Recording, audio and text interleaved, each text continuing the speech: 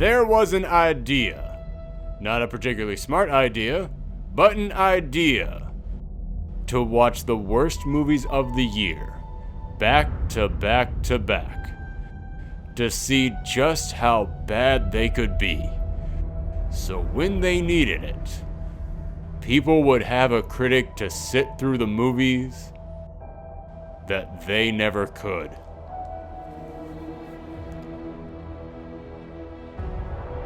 Now, after sitting through this, you know what it's like to lose. To feel like you could watch it all, and yet to fail just the same.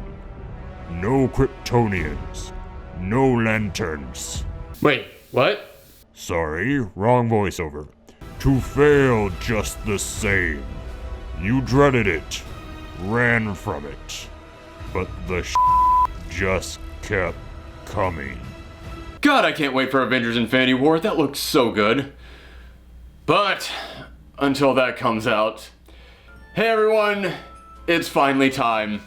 Time to wrap up our 2017 retrospective, because you see, for the past 5 weeks, we've been looking back at everything that came out in 2017, making sure that we left no stone unturned. But I don't know about you guys, but if you've ever gone out into the middle of the woods and just started turning over stones, you're going to discover tons of and parasites just crawling everywhere. And that's what we're looking at today. Ladies and gentlemen, I give you the 10 worst movies of 2017. But first, because I hate myself, a few dishonorable mentions. Triple X Return of Xander Cage. This wins the Who the Hell Was Asking for This award of 2017. When the original Triple X came out, I was the right age demographic for it. I saw it in theaters, and even I didn't give a crap about Xander Cage. Listen, I understand being nostalgic, it comes with the geeky territory, but some stuff from the past sucked and shouldn't return. Cough. And this was one of them. Geostorm. I'm actually mad this movie wasn't worse. I was looking forward to this being a dumb action flick, and it's not even that. It's a whole lot of people just talking in a movie about a satellite that destroys the planet with the weather. It's got an overly dumb script that feels like it was relying on the action scenes to carry the film. Then they ran out of money for the dumb action scenes. Flatliners. This movie straight up did not give a It follows med students who want to give themselves near-death experiences to see what happens to you. Why? Doesn't matter. But when they do it, they start getting haunted by things. What things? Doesn't matter. Why are they being haunted? Something about doors and sins and... yeah, that's about all you're going to get. This movie has so little idea of what it's doing, it had to have been on purpose.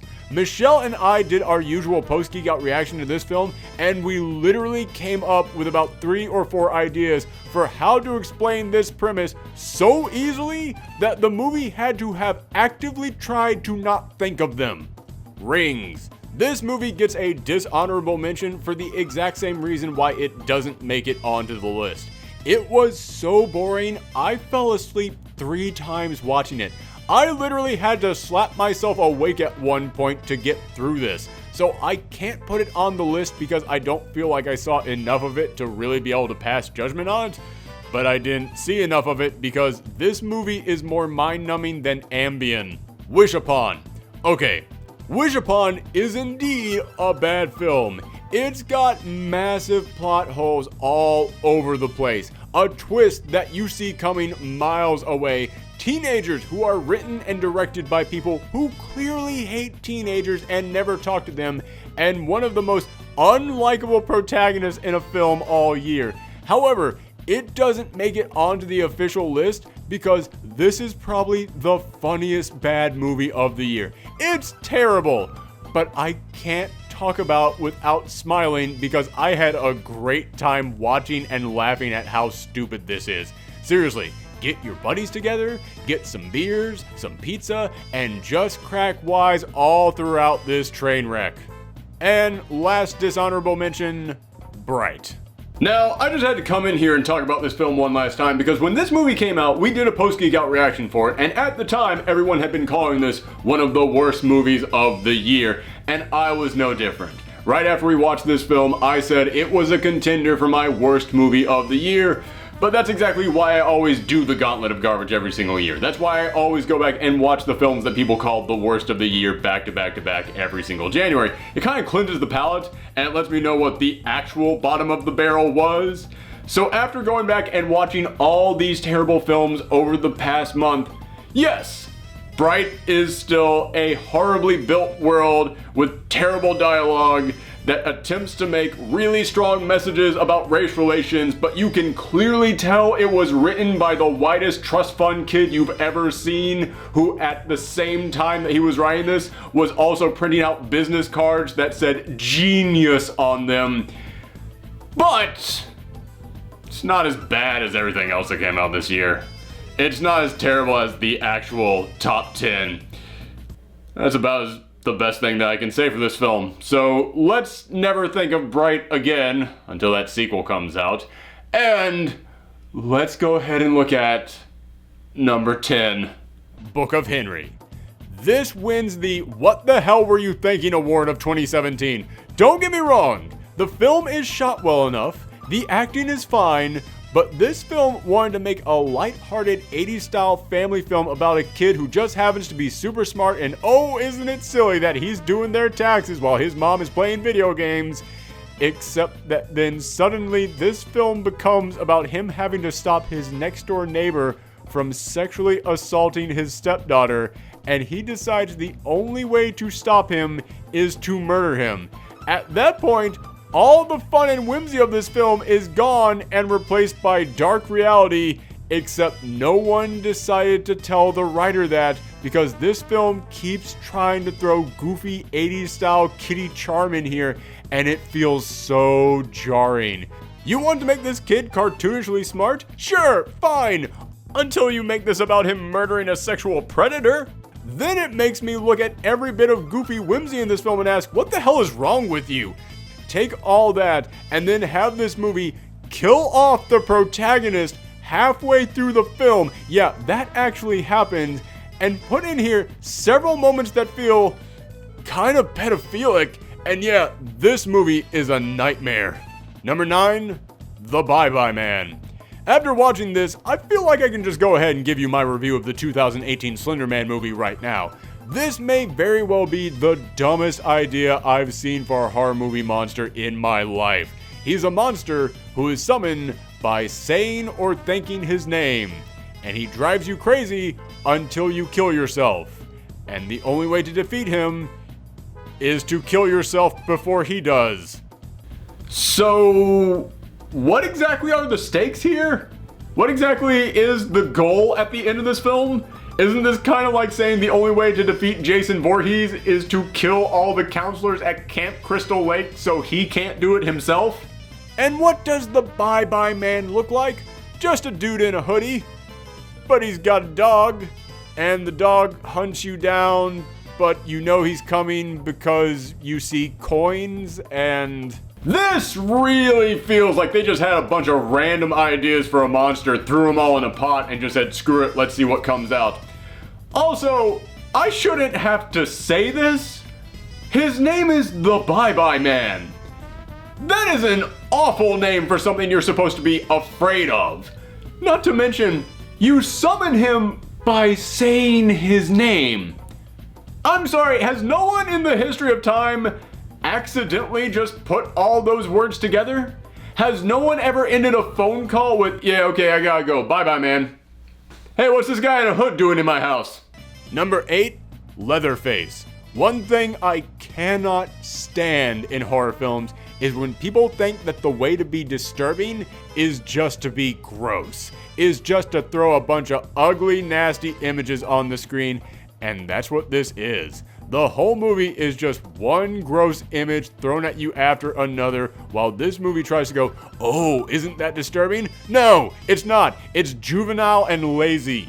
But what makes this movie truly worthy of being on the worst of the year list is that the quote-unquote villain of the film is the local cop whose daughter was murdered by the crazy cannibal family, and the heroes are the crazy cannibal family. This movie really wants you to root for the crazy cannibal family that killed this guy's daughter and look at him as a villain, and I'm sorry, every part of that.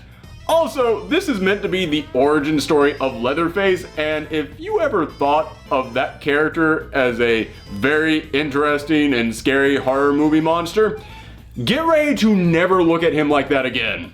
Number 7, The Mummy. Listen, this movie actually isn't that bad. It's a very bland, middle-of-the-road, who-cares action film with no original ideas or likable, memorable characters, but it's passably average. However, what gets it up here is just how offensive it is with the cinematic universe concept. Listen, I love the idea of cinematic universes. The idea of creating worlds to your movies that can interconnect so that they all build up to something larger than any one film could achieve on its own, and giving them a backstory and depth to this universe that continues to be explored further with each installment by introducing new faces and new locations and stories with each film. Yeah, that's brilliant. But this movie looked at it and just saw a pure cash grab, and it shows. This movie begins with them flashing the Dark Universe logo on the screen, telling you, yeah, it's here, when we haven't even started the first film yet. They stop the movie halfway through to introduce S.H.I.E.L.D., and it's totally just S.H.I.E.L.D. They aren't even trying to hide that. And then they spend a good chunk of this movie just explaining, hey, the Dark Universe, it's here, man. Oh boy, you better look out. I know you're all waiting for it. Who's ready for the Dark Universe? Please clap. It's one thing to be a cash grab. It's another thing to be arrogant. But it is something uniquely terrible when you are both those things at once and you don't even try. Number 6, The Snowman. People have said this is the worst made film of the year, and I don't know if I can agree with them on that, as you will learn later on down this list, but it does have some of the worst examples of filmmaking I've seen all year. This is the type of movie that is so bad, I can honestly see them making a really interesting documentary about this one day, because there have to be some fascinating stories about what happened behind the scenes. There's a woman who dies in this film, and they report her death to her twin sister, who had never been seen before this moment in the movie, and is never seen after this scene, and she's played by the same actress. Okay. Why? That seems like kind of just a crazy random thing to just put in your movie, to just have an actress play her own twin sister for no reason. And Val Kilmer is in this movie for large chunks of it. And he's dubbed over by a different actor in every scene. Okay. Why? Why would you hire Val Kilmer and then need to dub him over with someone else in every scene? And they give the serial killer in this film a theme song, music that plays when he's around to let the audience know that he's in the area. And not only is it the least intimidating song you can imagine for a serial killer, they change what his song is halfway through the movie without mentioning it. Okay. I'm not saying it's as bad as, like, say, The Room. It's not. But there are moments in here where it hits that level of incompetence. Number 5, 50 Shades Darker. Now, some of you might be shocked to see this one this low in the list, since the first film was my worst movie of 2015, and for good reason. That movie had atrocious dialogue, terrible acting, a romance between two people with negative chemistry between them, and on top of all that, it was actually offensive with its message. This was a movie about a woman falling in love with an abusive stalker, with someone who was a flat-out sociopath, almost like a combination between Bruce Wayne and Michael Myers. This is one of the most abusive relationships I've ever seen in a film, and they always just say, oh no, it's just part of the BDSM lifestyle. No, it's not. This is textbook possession and abuse, and the first film romanticized it. And this film, yeah, it's got all of that, but not nearly as much of it. Because there isn't really anything in this film. Here is literally everything that happens in this movie. After breaking up in the last film, they spend about 5 minutes getting back together. They spend about 8 minutes in total dealing with the woman who abused Christian Grey when he was a child. Anastasia is sexually harassed by her boss, and within 5 minutes, he's been fired and she now has his job. They spend about 4 minutes introducing Christian Grey's ex-girlfriend who went crazy, and Christian Grey is in a helicopter explosion and goes missing, only to walk into the room while everyone is watching the story on the news about his disappearance, revealing he's still alive, there are no consequences, and all of that is wrapped up with a nice big bow, and all of that from start to finish is roughly 3 minutes. I kid you not, Christian Grey going missing in a helicopter explosion is resolved that quickly. So add all of that up. That's 27 minutes. This movie is 2 hours long. This is the most padded, nothing happening film of the year.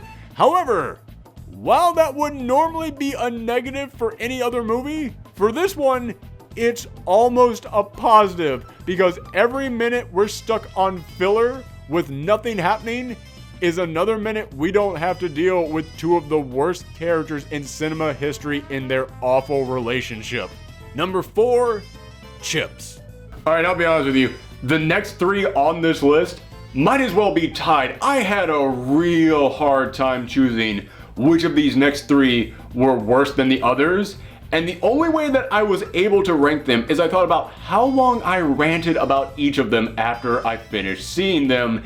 And that's why Chips comes in at number 4, because I feel like out of these next 3, Chips is going to be the one that is the most quickly forgotten to the sands of time, because oh my god, who cares? No one was asking for a Chips film, but the sad thing is the people working on this film thought they had something great.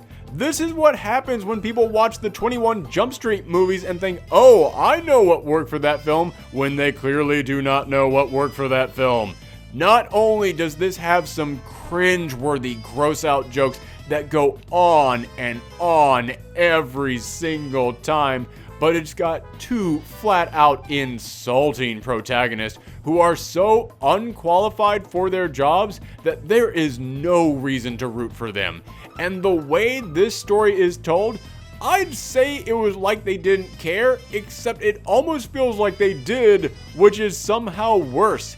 It feels like they thought that they were being so clever and so smart, and yet it remained so dumb. A secret undercover FBI agent reveals his secret to the guy he knows nothing about because he saved his life, so hey, instant friendship. They want to be cool on their job, so they get their own custom uniforms and motorcycles. Yeah, you can't do that if you're a highway patrolman. It doesn't work that way. And they literally figure out who the bad guy is by looking at him and saying, oh, look at that guy, he's totally evil. Not kidding you.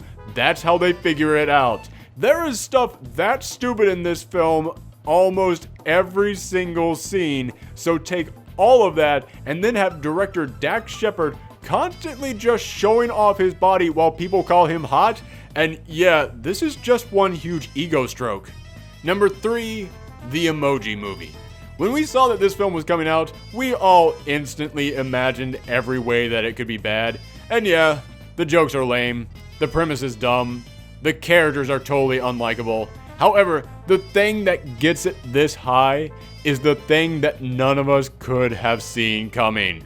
Who could have known that this entire movie would turn out to be the worst example of product placement in a film since Morgan Spurlock made a whole movie about product placement. Listen, I understand how the sausage is made. I get that sometimes product placement is necessary, but this is atrocious. This is a movie about a meh emoji who can't make the right expression because he's too nervous to go meh. So the stakes are already idiotic. I mean, how are you that stupid that you can't go meh? So to try and fix himself, he has to then leave his app to explore the rest of the phone. And he goes through one different phone app after another where they just stop, turn to the camera and say, "This is Candy Crush. This is Spotify. This is this app. It does this thing. Isn't that fun?" It's just that one thing over and over again. That's the entire movie. Except I can't even call this a movie. It's a long ad that they tried to disguise as a children's film, complete with shoving in a dance that they clearly thought was going to sweep the nation, and a message at the end about how, yeah, you can be more than one thing, when no, emojis can't be that.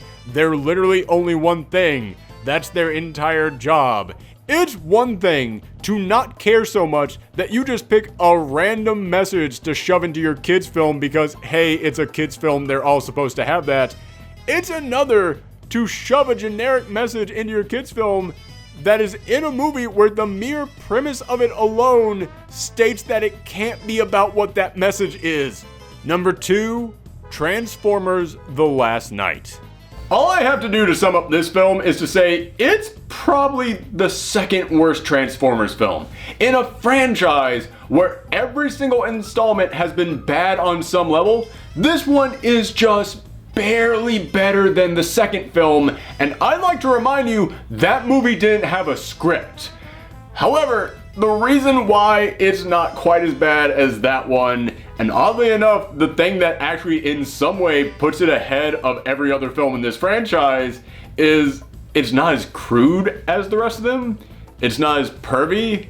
As dumb as this film is, at no point do they stop the entire movie to turn to the audience and defend pedophilia. Yeah, that's something that actually happened in the last one.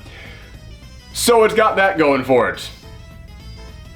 That's really the only good thing I can say about this film.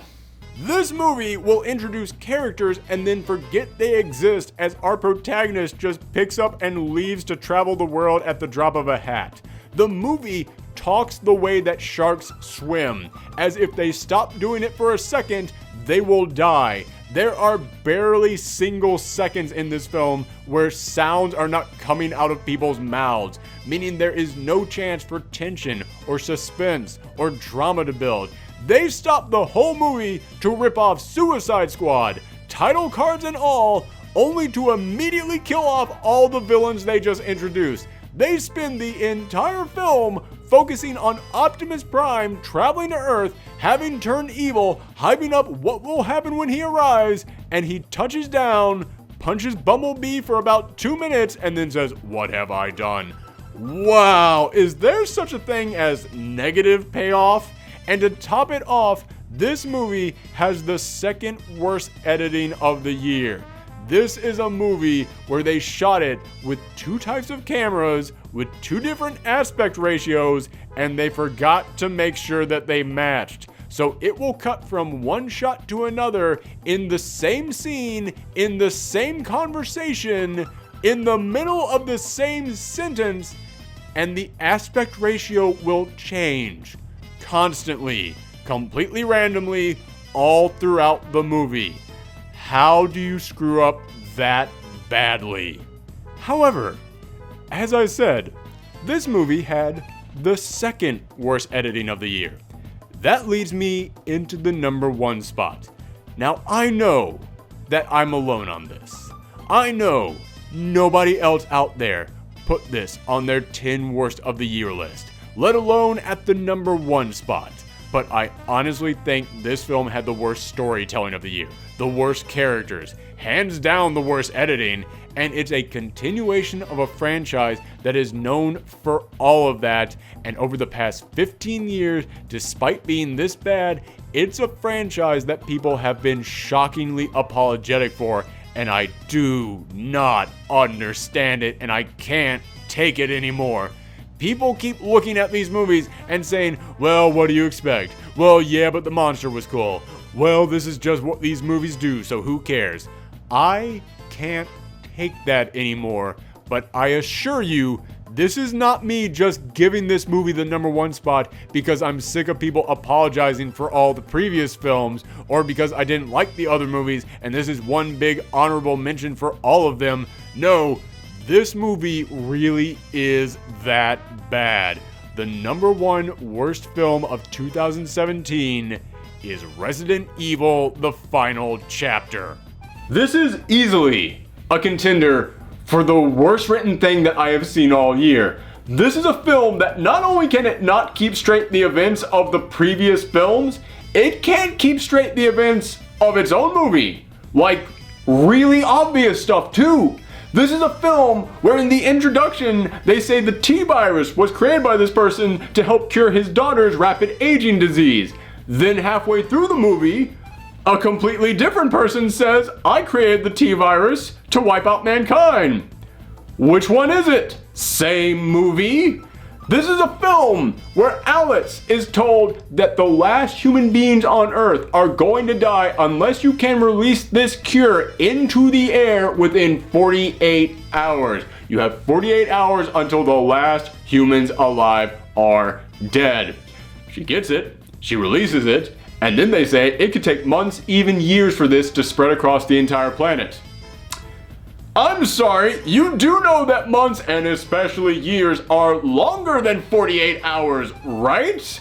This is a film where the evil umbrella guy wants to destroy all mankind, but there's another umbrella person there who doesn't want him to destroy all mankind, and the evil umbrella guy says the only reason that he hasn't killed that person yet is because they still have controlling shares of the company. What company? You caused the apocalypse. You destroyed the world. Everything is dust. Who gives a crap who has controlling shares of your company at this point? Are zombies trading you on the NASDAQ? How does post-apocalyptic Wall Street work? Why is this important at all? This is hands down one of the dumbest rationales I've ever seen for a movie villain. And I know someone is going to say, oh, but there was this little robot program that said it had to protect every member of the Umbrella Corporation, so he couldn't try and harm her because she was still holding the controlling shares of Umbrella. Okay, fine, I'll give you that one. But if she didn't want him to take over the world, and she had controlling shares, why didn't she just have the little robot machine kill him, take him out? Why can't she just then come in and go, oh, by the way, if we're still obeying the chain of command and whoever still has controlling shares of this company gets to decide everything, I don't want us to try and take over the world. So, screw all that noise, you're fired. Wouldn't that have just solved everything like 7 movies ago? Oh my God. I have to just come back to this. This is actually the plot of this stupid, stupid film. But the thing that puts it over the top is this has to be not only the worst editing I've seen all year, it's a contender for worst editing I've seen in my life. This camera jumps and cuts so quickly, I actually started to get motion sickness. I've never said that before in my life, but this movie did it. The editing got so bad, I kid you not, in one action scene, I had to stop watching it, took out a stopwatch, and counted how many cuts there were in just 1 minute. And I kid you not, we counted 112 in 1 minute. And I know I missed some. And that wasn't even the worst action scene in the movie. The action scenes are so bad that you will never be able to tell what is happening in them. The scenes of people just standing around and talking are still cut so quickly you cannot follow whatever story is here. A character died in this film and I didn't even realize it until we were in a completely new location 3 scenes later and I just asked, wait, where did that other guy go? And I just assume he died because he didn't pop up anymore. Not that I cared about his character, because you're not going to remember any of them. These characters are introduced and then they don't do anything else but die. You get zero attachment to anyone here, and I'm including Alice in that. I'm sorry if you like her, if you think she's a great character, but I think she is one of the least interesting blank characters in any franchise. In fact, this movie even takes what a blank character she is and turns it into a plot point.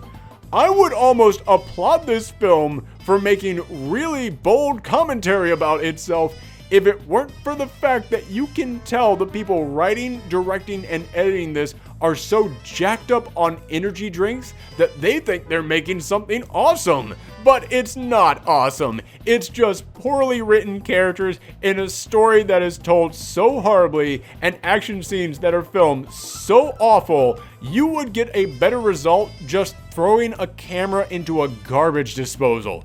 This is quite possibly the worst in a series of horrible films, and it drives me insane that unlike the Transformer films where everyone points and boos at those movies, these ones have so many apologists. They somehow get a pass. They have so many people that know they're bad, but they just shrug and say, yeah, but what are you gonna do? Heck, even I've been guilty of that myself in the past, and I don't know why. But this one is so bad, I can't do that anymore. This is easily the worst film I watched all year. So there you have it, folks. That was the top 10 worst movies of 2017. We can finally be done with this, and I can finally move on with my life and get back to reviewing good movies. That is until that new 50 Shades movie comes out. When does that come out? This weekend? Great, perfect. Well, thank you guys for sticking with me for another month of the Gauntlet of Garbage, looking back at all these terrible films, and a special thank you goes out to J_Hedgie on Twitter, who actually gave us our very first ever piece of fan art for the Gauntlet of Garbage. That honestly made sitting through all these movies worthwhile. So thank you guys for joining us. Go and support J_Hedgie. And if you want to support this channel, then you can always follow me on Twitter at twitter.com/Professor Thorgi. Or you can head over to our official TeePublic store to get the official Professor Thorgi merch, including the just added I Survived the Gauntlet of Garbage 2017 design, which you can get on shirts, mugs, stickers, phone cases. You can get on pretty much everything you can imagine, in addition to all the other Professor Thorgi merch that we have available. Or if you don't want to do all that, in all honesty, the easiest way to help support this channel is just to give us a thumb up and share us around the web. These videos take a ton of work and a lot of time, and this one in particular took a lot of suffering. So if you want to help support us, it would be great if you just shared us around the web or to anyone you know who enjoys movie reviews or anything else from the world of pop culture, including comic talk and video game reviews. Thanks for joining us again for another annual Worst Movies of the Year countdown. Make sure to come back this weekend for another brand new movie review.